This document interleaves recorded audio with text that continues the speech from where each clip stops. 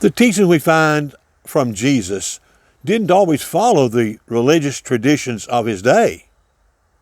They were different, even radical, but he delivered them as one who was divine, not like everyone else. Jesus gave us 3 dangers of anger that we're about to talk about, and then he added a double bonus, if you would. What were those 3 dangers of anger? You're watching Timeless Talks, timeless subjects, information for life. Thank you for watching. If you're watching this over on Facebook, we hope you'll take a moment and like our page. Or if you're watching this on YouTube, that you'll take a moment to subscribe and hit the bell so you can be notified of the latest of our videos. But what we'd really like for you to do is hit the stop button. Come over to timelesstalks.net. There you're going to find a lot of additional resources that you're not going to find on Facebook or YouTube. And you'll be able to be first in line because you will have subscribed to the newsletter. Before we get to the 3 dangers of anger, there are 2 expressions that we must take notice of that Jesus used. They're found in Matthew chapter 5, beginning in verse 21. You have heard that it was said to those of old, you shall not murder, and whoever murders will be liable to judgment. But I say to you that everyone who is angry with his brother will be liable to judgment. Whoever insults his brother will be liable to the council, and whoever says, you fool, will be liable to the hell of fire. Did you see that part in here where it's talked about, you have heard that it was said? Jesus is just saying what you're about to hear is nothing more than what you've always been taught. It is the religious tradition of the time. But then he followed with the phrase, but I say to you. When he did that, he was claiming the authority as a divine Son of God, the only one who could do that. The people of Jesus' day recognized him as an authority. When we read the very last verse of this Sermon on the Mount found in Matthew 7, verse 28, there you find that the people knew that Jesus was teaching with authority and not as the scribes. Are you ready to listen to Jesus as an authority? You know, it is the results of anger that makes each one of them dangerous. Jesus said that the first of these angers is the idea that your anger could cause legal actions. This is what he said in Matthew 5 at verse 22. But I say to you that everyone who is angry with his brother will be liable to judgment. Anger is the source of many different kinds of lawsuits. There's the kind of lawsuit when you misbehave and wind up in court and they'll give you a fine. Or there's the kind where you're guilty of road rage and after being arrested by the officer, the judge takes and puts you in jail. That's not good. There is the kind of anger that you might find in the workplace when one of your employees is mad at you and turns into a whistleblower to the government and your company is in trouble now.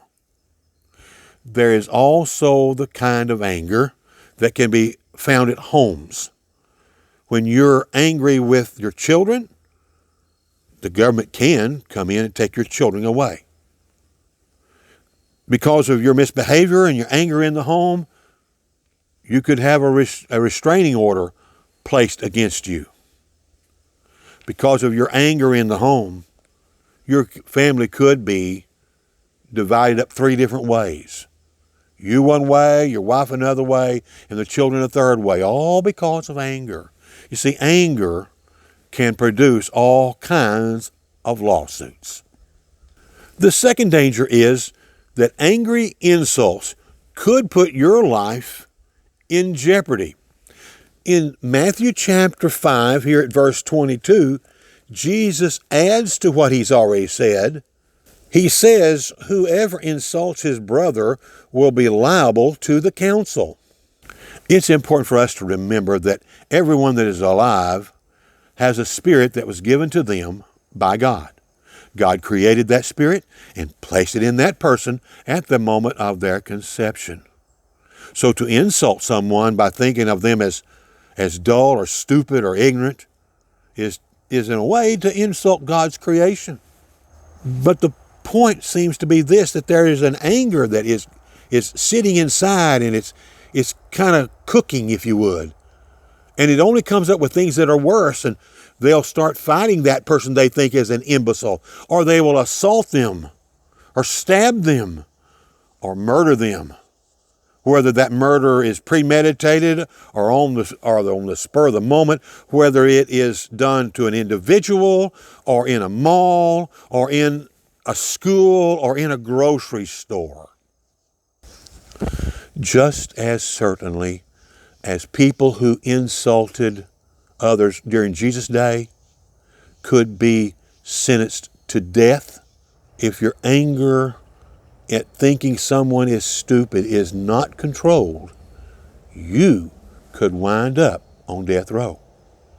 Anger danger number 3 is the kind of anger that is loaded with contempt for other individuals. In Matthew chapter 5, verse 22, this is what Jesus added. And whoever says, "You fool," will be liable to the hell of fire. Calling someone a fool during the days of Jesus was the highest expression of contempt for an individual. The word that is used here in the original is the word more. The word more, we get the word moron from it. That is the level of thinking that that other person is a moron, that they are godless, that there is no worth in that person whatsoever. And we might call them today things like a cheat or a scoundrel. Frankly, there's some profanity that we're not going to use that really does describe it. That's the kind of thinking one person has for another. And that's a kind of anger that seethes and cooks and just gets worse and worse. And whether or not that is ever acted upon, we hope does not happen. But because here's the deal. The attitude that sits inside a person's heart that thinks of another person as that low, they're already in trouble. They're in trouble with God because He knows what's in that heart. And He's saying very clearly here that that person is in danger of hell. Yes, the kind of hell where you lose your soul and you burn in eternity forever. John, the apostle, wrote, "Everyone who hates his brother is a murderer. And you know that no murderer has eternal life abiding in him." These are the 3 dangers of anger. But Jesus also gave us 2 bonuses, and both bonuses are very helpful when it comes to anger. Let's read what Jesus continued to say, beginning in verse 23. "So if you are offering your gift at the altar and there remember that your brother has something against you, leave your gift there before the altar and go. First be reconciled to your brother, and then come and offer your gift. Come to terms quickly with your accuser while you are going with him to court, lest your accuser hand you over to the judge, and the judge to the guard, and you be put in prison. Truly I say to you, you will never get out until you have paid the last penny." The first bonus is the idea of being reconciled. To be reconciled is to make friends again or to reestablish good relationships. That means we're going to have to deal with the issue that has come between us and someone else that has caused the anger. He tells us that we need to do this first. that we got to do this before we offer our gift at the altar, before we attempt to worship. Our worship without this reconciliation doesn't get any higher than the ceiling does. It's not accepted by God. But what is going to be required is a kind of forgiveness.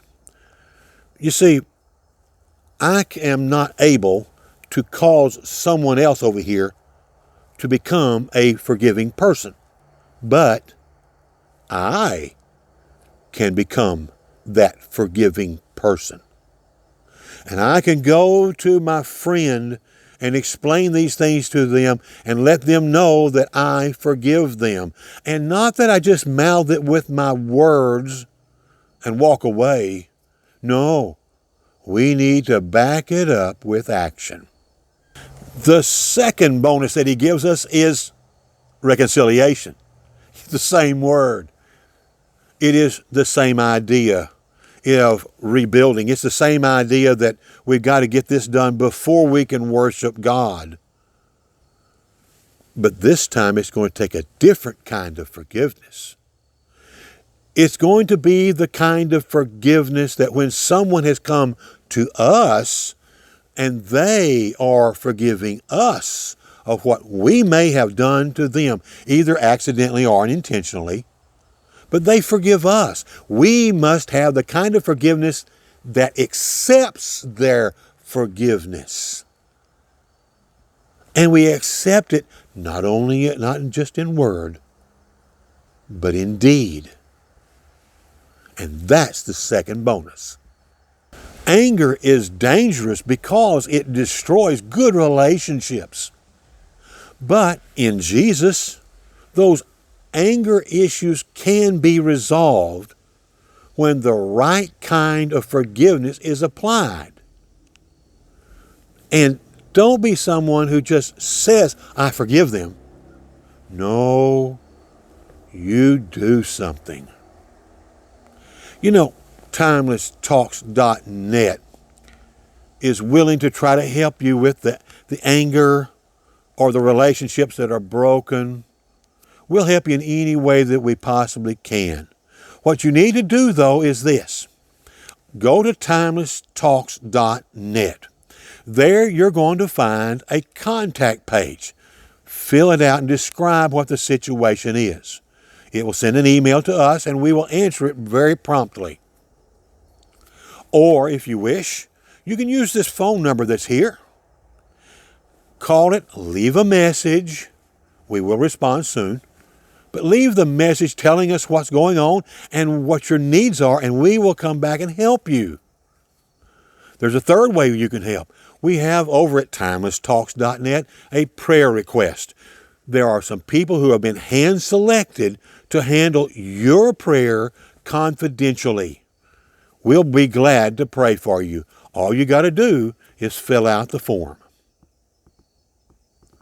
Thank you so much for taking time to watch today. We're glad that you have, and we hope that it'll be of some help to you. We're all in this, and everything we do is just for you. Thank you so much for watching, and until next time, may the good Lord take a liking to you.